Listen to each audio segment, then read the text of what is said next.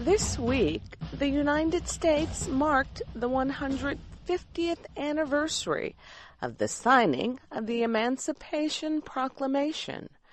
The document freed slaves in the southern states that were fighting to separate from the United States. President Abraham Lincoln signed the document on January 1st, 1863.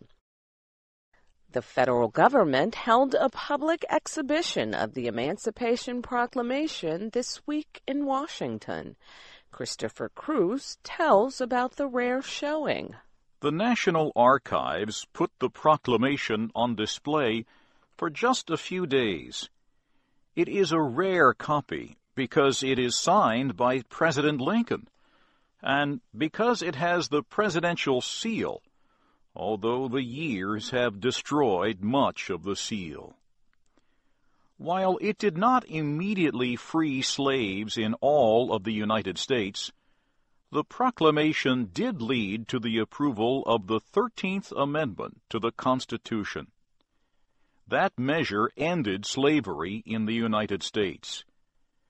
The fight over the 13th Amendment is the subject of director Steven Spielberg's current movie, Lincoln. Reginald Washington is an expert in African American documents at the National Archives. He says the document changed the debate about why the Civil War was being fought. The proclamation, however, did bring about a fundamental change in the character of the war.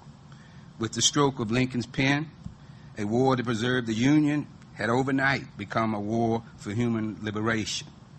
For the nearly 4 million slaves held in bondage, it was a symbol of hope.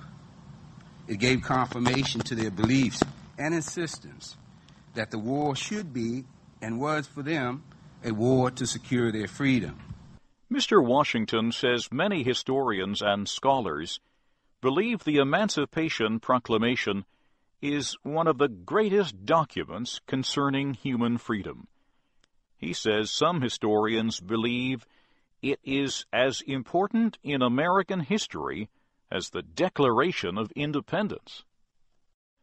The National Archives has produced a free e-book on the Emancipation Proclamation. The 150-year-old document was not well cared for in the past. To protect it from further damage, officials permit its display for only 30 hours a year. However, the National Archives is considering the proclamation's display in other parts of the country this year to celebrate its anniversary.